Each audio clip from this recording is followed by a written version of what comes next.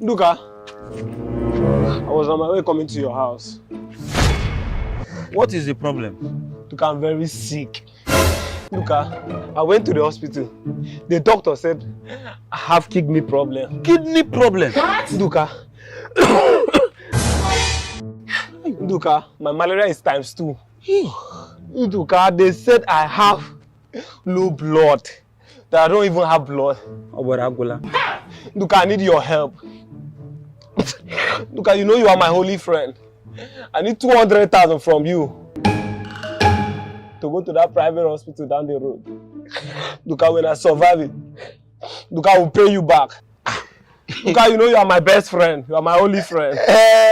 You might see me as your best friend. I might not be seeing you as the same. Hey! It's not like I don't have 200,000.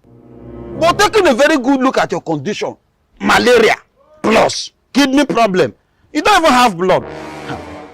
If I give you 200,000 now, what if you don't survive? Who will not pay me? What? Nduka, you wish me dead. I'm your best friend, oh. It's not like I'm wishing you dead too. My brother, you might see me as your friend, I might not see you as my own. And the problem now is not the money. Oh.